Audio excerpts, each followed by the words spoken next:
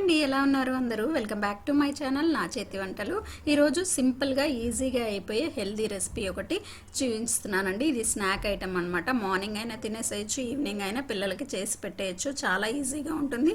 Video అయితే full video watch చేయండి. నేను ఏమేమి ఇంగ్రీడియంట్స్ వేస్తున్నానో అవి స్కిప్ అవ్వకుండా ఉండాలంటే ఫుల్గా వాచ్ చేయండి. అలాగే మీకు వీడియో నచ్చినట్టయితే తప్పకుండా ఛానల్ని సబ్స్క్రైబ్ చేసుకోండి. అలాగే వీడియోని ఒక లైక్ చేసి కామెంట్ అయితే చేసేయండి. ముందుగా ఒక బౌల్ తీసుకొని ఇక్కడ నేను 1 కప్పు గోధుమ పిండి తీసుకున్నానండి. మైదాతో కూడా చేసుకోవచ్చు, కానీ మైదా మంచిది కాదు కాబట్టి ఇక్కడ నేను గోధుమ పిండి వాడుతున్నాను. 1 కప్పు గోధుమ పిండికి 1 ఎగ్ వేసాను. కొద్దిగా సాల్ట్ వేసుకొని మంచిగా బీట్ చేసుకోవాలండి. ఇక్కడ మనకి 1 ఎగ్ వేసాం కాబట్టి పిండి కన్సిస్టెన్సీ కోసం కొద్దిగా వాటర్ అయితే యాడ్ చేస్తున్నాను. మనకు కావలసినంత వాటర్ యాడ్ చేసుకుంటూ కొద్దిగా యాడ్ చేసుకుంటూ దోసపిండి కన్సిస్టెన్సీ రావాలి. ఉండలు లేకుండా మంచిగా నీట్గా బీట్ చేసుకోవాలి. ఈ విధంగా దోసపిండి కన్సిస్టెన్సీ రావాలన్నమాట. ఇలా చేసిన తర్వాత ఒక పక్కన పెట్టేసుకోండి. ఇంకొక బౌల్ తీసుకొని ఇంకొక 2 ఎగ్స్ తీసుకొని, నేను చూపించే క్వాంటిటీకి ఎన్ని వస్తాయో నేను లాస్ట్లో అయితే చెప్తాను. ఇక్కడ 2 ఎగ్స్ తీసుకొని సన్నగా తరిగిన ఉల్లిపాయలు, కొత్తిమీర, అలాగే పెప్పర్ పౌడర్ వేసుకొని దీన్ని కూడా మంచిగా బీట్ చేసేసుకోవాలి. నురుగు వచ్చే వరకు బీట్ చేసుకోవాలండి. కొద్దిగా సాల్ట్ కూడా యాడ్ చేసుకోండి. పచ్చిమిర్చి కావాలన్న వాళ్ళు పచ్చిమిర్చి, టమాటా అవన్నీ వేసేసుకోవచ్చు.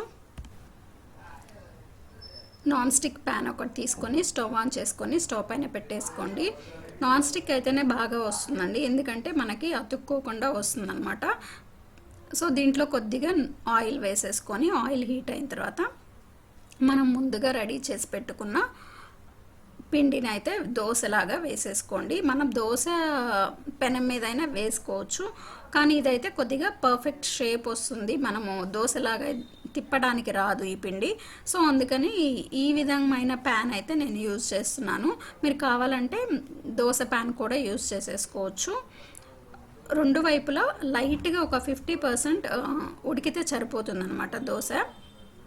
ఈ విధంగా 2 వైపులా కొద్దిగా కాల్చుకొని ఒక ప్లేట్లోకి అయితే తీసేసుకొని పక్కన పెట్టుకోవాలి. ఈ విధంగా మనకు కలుపుకున్న పిండితో ఎన్ని వస్తే అన్నీ వేసేసుకొని రెడీగా ఒక పక్కన పెట్టుకోవాలన్నమాట.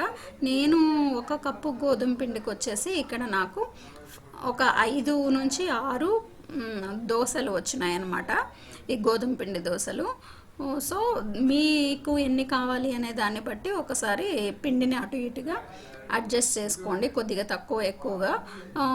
ఇంకొద్ది పిండి యాడ్ చేసుకుంటే ఎగ్ 2 అయితే బీట్ చేసుకోండి. కానీ ఎగ్ ఎందుకు వేస్తున్నామంటే మనము దోశ పిండి అనేది మనకి అతుక్కోకుండా ఈ విధంగా చక్కగా నీట్గా వచ్చేస్తుంది.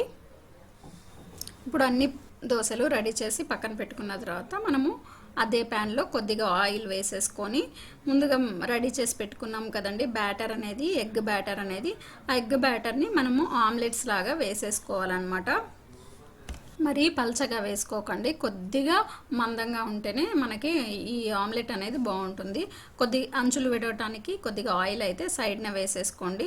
మంచిగా మనకి ఆమ్లెట్ అనేది విరగకుండా బాగా వచ్చేస్తుంది అనమాట.